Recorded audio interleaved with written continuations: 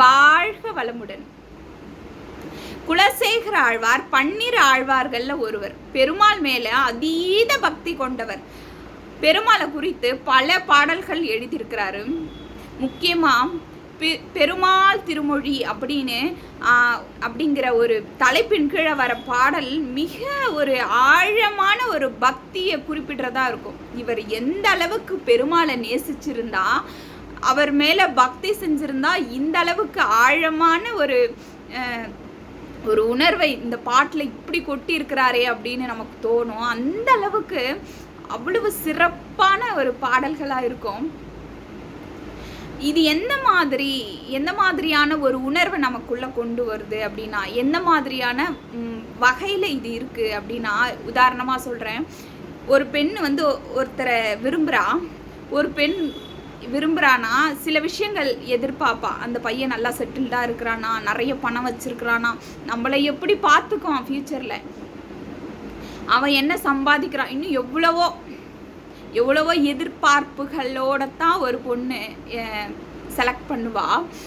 ஆனால் ஒரு உண்மையான ஒரு அன்பு இருக்குது, ஒரு உண்மையான காதல் இருக்குது அப்படின்னா அவளுக்கு இதெல்லாம் அவள் யோசிக்கவே மாட்டான். அந்த அன்பான நபர் அவங்க கூட இருந்தா போதும். அதுதான் உண்மையான அன்பினுடைய அடையாளம். அவங்கள விட்டு நான் பிரியாமல் இருந்தால் போதும். மண் குடிசையானாலும் பரவாயில்ல, அவங்க கூட நான் வாழ்ந்தா போதும். இந்த பொண்ணு பணக்கார வீட்டில் கூட பிறந்த பொண்ணா கூட இருந்திருக்கும், சுகபோகமாக வாழ்ந்த பொண்ணா கூட இருந்திருக்கலாம். ஆனால் அன்பானவர் கூட இருந்தா இதெல்லாம் அவ எதிர்பார்க்கவே மாட்டான். இப்போ அதே நடையில தான் இந்த பாடல்கள் இருக்கும். குலசேகர ஆழ்வார் பெருமாள் மேலே அவ்வளவு உயிராக இருக்கிறாரு, அவ்வளவு அன்பாக இருக்கிறாரு. அவர் பெருமாள் கிட்ட கேட்குறதெல்லாம் நான் கூடவே இருக்கணும், எனக்கு வேற எதுவுமே வேணாம், நான் கூடவே இருக்கணும், உன்னை பார்த்துக்கிட்டே இருக்கணும், உன்னை நினச்சிக்கிட்டே இருக்கணும், கூடவே இருக்கணும் அப்படின்ற ஒரு அருமையான அந்த அன்பின் ஒரு ஆழத்தை சொல்லக்கூடியதான் இந்த பாடல் இருக்கும். இந்த பாடலுக்கு போகிறதுக்கு முன்னாடி கண்ணன் ராதையோட ஒரு கதையை பார்த்துட்டு போகலாம். கண்ணனும் பகவான் ஸ்ரீகிருஷ்ணர் இருக்கா இல்லையா, அந்த பகவான் ஸ்ரீகிருஷ்ணரும் நாரதரும் பேசிக்கிட்டு இருக்கிறாங்க. இப்போது நாரதர் கேட்குறாரு, உன் கூட இருக்கிறவங்க அப்புறம் கோபியர்கள் எல்லாருமே உன் மேலே அவ்வளோ பக்தியாக இருக்கிறாங்க கண்ணா, ஆனால் இதில் யார் உண்மையாகவே அந்த ஆழமான பக்தி யாருக்கு இருக்குது அப்படின்னு கேட்குறாரு. அதுக்கு இவர் ஓகே இன்னைக்கு ஒரு டெஸ்ட்டு வச்சிடலாம் அப்படின்ட்டு அமைதியாக போய் படுத்துட்டு அப்படியே கத்துறாரு. ஐயோ தலைவலிக்குதே அப்படின்னு ஆக்ட் பண்ணுறாரு. சுற்றி இருக்கிறவங்க அவங்க மனைவிகள்லாம் ஐயோ கண்ணனுக்கு தலைவலி என்னாச்சு, என்னென்னமோ வைத்தியம் பண்ணுறாங்க. எல்லாருமே ரொம்ப பக்தி கொண்டவர்கள் கண்ணன் மேலே. அவங்க அப்படியே துடிக்கிறாங்க, என்ன பண்ணுறதுனே தெரியலையே, கண்ணன் இப்படி தலைவலின்னு சொல்கிறாரே அப்படின்னு. ஐயோ தலைவலிக்குது, நீங்கள் பண்ணுற வைத்தியத்தாலலாம் இந்த தலைவலி சரியாகாது, இப்போ என்னதான் பண்ணணும் கண்ணா, நான் சொல்கிறேன் ஒரு வைத்தியம், அது பண்ணால் எனக்கு சரியாயிடும், என்ன பண்ணணும், இந்த உலகத்தில் அந்த வைத்தியம் எங்கே இருந்தாலும் நாங்கள் போய் கண்டுபிடிச்சி நாங்கள் செய்கிறோம், நாங்கள் உன் தலைவலியை குணப்படுத்துகிறோம், என்ன செய்யணும்னு மட்டும் சொல்லு அப்படிங்கிறாங்க. என்னுடைய உண்மையான பக்தர்கள் இருக்கிறாங்க இல்லையா, அவங்களுடைய காலடி மண்ணை எடுத்துகிட்டு வந்து என் நெத்தியில் பூசினா தலைவலி சரியாயிடும் அப்படின்னு சொல்கிறாரு. எல்லாரும் திகச்சு நிற்கிறாங்க. ஐயோ அப்படின்னு. நாரதர் அவ்வளோதானே கண்ணா, இங்கே இருக்கிற எல்லாருமே உன் பக்தர்கள் தான், ஏதோ ஒரு நிமிஷத்தில் சரியாயிடுது பாருங்க அப்படின்றாரு. அதுக்கு எல்லாம் நாங்கள் சதா சர்வ காலமும் கண்ணனை அவருடைய காலடியே நினச்சி நாங்கள் வணங்கிட்டு இருக்கிறோம், அந்த காலடியே பூஜை செஞ்சுக்கிட்டு இருக்கிறோம், எங்கள் காலடி மண்ணை எடுத்து அவர் நெத்தியில் பூசுறதா, இது என்ன நியாயம், இது எவ்வளோ பெரிய பாவம், இந்த பாவம் நாங்கள் போய் என் கண்ணனுக்கு செய்யறதா அப்படின்னு எல்லாம் சொல்கிறாங்க. இதுவும் ஒரு பக்தி தான், அன்பாக இருக்கிறாங்க கண்ணன் மேலே, நியாயம்தான். ஆனால் இதுக்கு மேலே ஒரு நிலை இருக்குது. கண்ணன் சொல்கிறாரு, நாரதா நீ கோபியர்கள்கிட்ட போயிட்டு கேளு அப்படின்னு சொல்கிறாரு. இவர் போகிறாரு. ராதை கிட்ட போயிட்டு இந்த மாதிரி கண்ணனுக்கு தலைவலி வந்துருச்சு, உண்மையான ஒரு பக்தையோடைய காலடி மண் எடுத்து நெத்தியில் பூசுனா வலி சரியாயிடும் அப்படின்னு சொல்கிறாரு அப்படின்னு சொன்னாங்க. உடனே ராதை எடுத்து தன்னுடைய காலடி மண் எடுத்து குத்துறான். என்னம்மா கேட்ட உடனே எடுத்து குத்துட்ட, இது எவ்வளோ பெரிய பாவம் தெரியுமா? அவர் யாரு? பரமாத்மா. உன்னுடைய காலடி மண் எடுத்து அவர் நெத்தியில் பூசினா இது பாவம் இல்லையா? உனக்கு நரகம் தான் கிடைக்கும் அப்படின்னு சொல்கிறாரு. அதுக்கு ராதை சொல்கிறதாங்க பதில். அதுதான் உண்மையான ஒரு ஆழமான அன்பினுடைய அடையாளம். அது எதையுமே யோசிக்காது. தன்னுடைய அன்புடையவர்களுடைய நலம், அவங்க சந்தோஷம் என்ன, இதுதான் உண்மையான ஆழமான அன்பினுடைய நிலை. என் கண்ணனுக்கு தலைவலி சரியாகணும் அப்படின்னா எனக்கு எவ்வளோ பாவம் வேணா வரட்டும், நான் எத்தனை நரகத்துக்கு வேணா போகிறேன் அப்படின்னு சொன்னாங்களா ராதை. இதுதாங்க ஆழமான அன்பு. அதாவது கள்ளம் கபடமே இருக்காது. இது என்ன நடக்குமோ, என்ன ஆகுமோ, நமக்கு என்ன நடக்குமோ, இதெல்லாம் யோசிக்காது. இதுதான் அந்த ஆழமான ஒரு பக்தி நிலை. இப்போ இப்படித்தான் குலசேகர ஆழ்வாரும் அவ்வளோ ஆழமா விரும்புறாரு என் பெருமாளை. இந்த பாடல் என்னன்னா, திருப்பதி ஏழுமலை இருக்கு இல்லையா, அந்த ஏழுமலையும் ஏழுமலையான பற்றியும் அவர் இந்த பாடலில் சொல்லியிருப்பார். நம்மளாம் திருப்பதிக்கு போயிருப்போம். எவ்வளோ அழகான மலை இல்லையா? ஒவ்வொரு செடி கொடி மரம் அந்த மலையில் எதை பார்த்தாலும் அழகு, எல்லாமே எழில். இந்த எழில் கொஞ்சம் ஒரு மலை ஏழுமலை. இப்போ அந்த மலையை குறித்து எழுதுறாரு அந்த பாடல். ஒவ்வொன்றும் அற்புதமாக இருக்கும். என்னன்னா, ரொம்ப அன்பாக இருக்கிறார் குலசேகர ஆழ்வார். ஒரு மன்னனாக இருந்தவர். தன்னுடைய மன்னர் பதவியை கூட விட்டுட்டு பெருமாளுக்காகவே வாழ்ந்தவர். அவ்வளோ பெரிய பக்தி கொண்டவர் அவர். எல்லாமே பெருமாள் குலசேகர ஆழ்வாருக்கு எல்லா வரத்தையும் கொடுக்க ரெடியாக இருக்கிறாரு. ஏன்னா அந்த அளவுக்கு பக்தி பண்ணுறாரு குலசேகர ஆழ்வார். குலசேகர ஆழ்வார், உனக்கு என்ன வேணும், எந்த அளவுக்கு பக்தி காட்டுறியே, உனக்கு முக்தி கொடுக்குறேன்ப்பா அப்படிங்கிறாரு. முக்தியா? எனக்கு வேணாம் முக்தி. என்னப்பா, இதுக்குத்தானப்பா பல பேர் ஏங்கிட்டு இருக்கிறாங்க.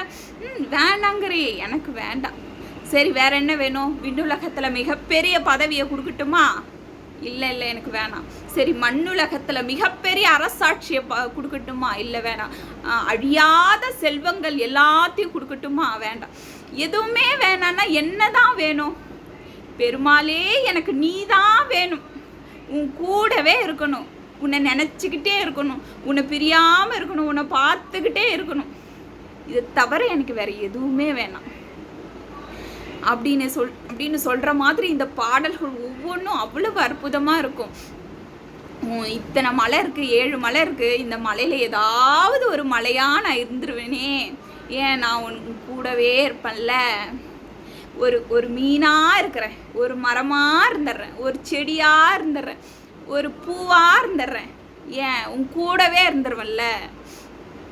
உன் கோயிலில் இருக்கிற ஒரு வாயிற் கதவாக இருந்துடுறேன், ஒரு படியாக இருந்துடுறேன், ஏன் உன்னை பார்த்துக்கிட்டே இருந்துடலாம்ல.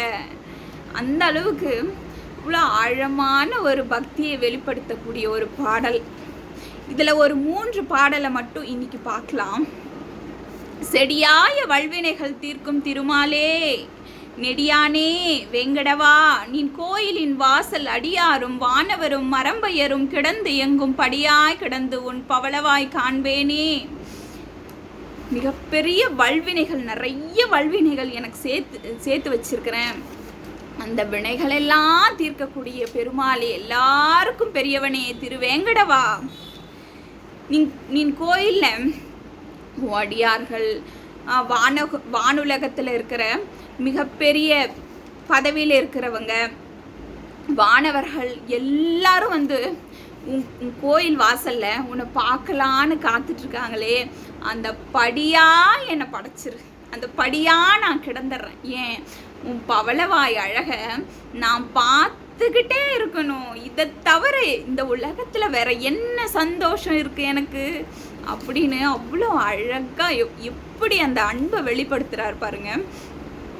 அடுத்து, ஆனாத செல்வத்து அரம்பையர்கள் சூழ வானாலும் செல்வமும் மண்ணரசும் யான் வேண்டேன், தேனார் பூஞ்சோலை திருவேங்கட சுனையில் மீனாய் பிறக்கும் விதியுடையே நாவேனே.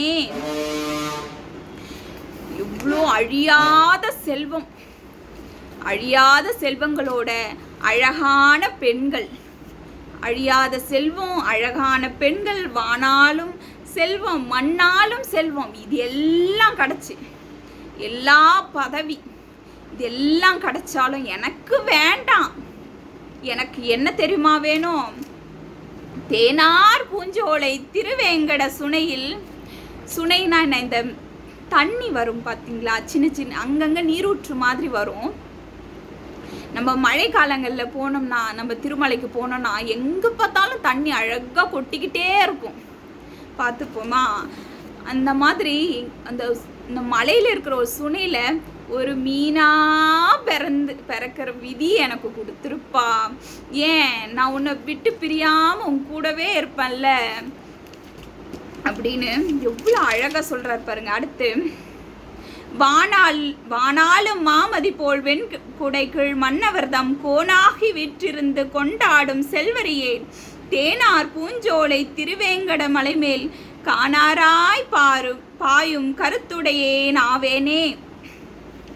வானம் ஆளக்கூடிய நிலவை போன்ற வெண்குடையின் கீழ் ஆட்சி செய்கிற மன்னவர்களுக்கெல்லாம் மன்னவரா இருக்கக்கூடிய மிகப்பெரிய பதவி எனக்கு வேணாம். நான் அது மேலெல்லாம் ஆசையே படலை. தேனார் பூஞ்சோலை திருவேங்கட மலை மேலே ஒரு காட்டாரா பாயும் ஒரு கதி எனக்கு வந்துராதா? அந்த ஒரு நிலை எனக்கு கொடுத்துறேன் இறைவா, எனக்கு அது போதும் பெருமாளே, எனக்கு வேற எதுவுமே வேண்டாம். ஏன்னா நான் கூடவே இருக்கலாம்ல, உன்னை விட்டு பிரியாமல் இருக்கலாம்ல. அடுத்து லாஸ்ட் பாடல்ல, எம்பெருமான் மலைமேல் ஏதேனும் ஆவேனே, எதையாவது கொடுத்துரு, எதையாவது நான் இருந்துடுறேன், நான் உன் கூடவே இருந்துட்டா போதும். பாருங்க, இதுதாங்க அந்த அன்பினுடைய நிலை. இதுதான், அதாவது நம்ம எல்லாருமே பக்தி பண்றோம் அப்படின்னா பெருமாளுடைய ஒரு கடவுள், நம்ம எந்த கடவுளை வேணா வேண்டிக்கலாம். ஆனா பக்தி இப்படித்தான் இருக்கணும். நமக்குன்னே நம்ம எதையும் விரும்ப மாட்டோம். அந்த நம்மளை மீறிக்கிட்டு அந்த இறைவன் மேலே ஒரு பக்தி வரும், ஒரு அன்பு வரும், ஒரு பேரன்பு வரும் பாருங்க. அதுதான் உண்மையான பக்தி. மகாபாரதம் எல்லாம் போர் எல்லாம் முடிஞ்சு எல்லாமே நடந்து முடிஞ்சு கடைசியில் எல்லாருக்கும் கண்ணன் வந்து ஒவ்வொரு பதவி, ஒவ்வொரு வரம் எல்லாம் கொடுப்பாரு. எல்லாருக்கும் வரங்கள் கொடுப்பாரு. எல்லாரும் யார் என்னென்ன கேட்குறாங்களோ எல்லாமே கொடுப்பாரு. அப்போது பாண்டவர்களுடைய தாய் குந்தி தேவி கிட்ட போய் கேட்பார். அத்தை, அவர் கண்ணனுக்கு வந்து அத்தை குந்தி தேவி. இப்போ அவங்க கிட்ட போய் கேட்பாங்க, அத்தை எல்லாருக்கும் என்னென்னமோ கேட்குறாங்க, எல்லாம் கொடுத்துட்டேன், உங்களுக்கு ஏதாவது வரம் வேணுமா அப்படின்னு கேட்குறாரு. எனக்கு என்னப்பா வேணும், எனக்கு எதுவுமே வேண்டாம் அப்படின்னு சொல்கிறாங்க. இல்லை அத்தை, உங்களுக்கு ஏதாவது கொடுக்கணும் போல இருக்குது, நீங்கள் சொல்லுங்கள், உங்களுக்கு என்ன வேணும் அப்படின்னு கேட்கும்போது, எனக்கு கஷ்டத்து மேலே கஷ்டமாக கொடுப்பா, துன்பம் மேலே துன்பமாக கொடு அப்படின்னு கேட்குறாங்க. என்ன அத்தை இது, நீங்கள் இது வரைக்கும் பட்ட கஷ்டம் உங்களுக்கு போதலையா? ஏன்னா குந்தி தேவி வாழ்க்கையில் கஷ்டத்தை மட்டுமே பார்த்தவங்க, அவ்வளோ துன்பப்பட்டவங்க. நீங்கள் ஏன் இப்போ இப்படி கேட்குறீங்க, துன்பம் மட்டும்தான் வேணும்னு கேட்குறீங்களே அப்படின்னு கேட்பாங்க. அதுக்கு அவங்க சொல்கிற பதில், ஆமாம், நம்ம எல்லாமே நம்மளுக்கு கிடச்சிட்டா, எல்லா இன்பமும் எல்லா சந்தோஷமும் நமக்கு கிடச்சிட்டா நம்ம கடவுளையே மறந்துடுவோம் இல்லையா? அதனால தான் கேட்குறாங்க, நான் துன்பம் மேலே துன்பம் எனக்கு வந்துனே இருந்துச்சுன்னா என் கண்ணன் இருக்கான், என் கண்ணன் என்னை பார்த்துக்குவான் அப்படின்னு நினைக்கிற அந்த சுகம் இருக்கே, அந்த சுகம் யார் தருவார் அப்படின்னு சொல்லுவாங்க. இதுதாங்க பக்தி, இதுதான் தூய்மையான பக்தி. வாழ்க வளமுடன். எல்லா உயிர்களும் இன்புற்று பெற்று வாழ்க.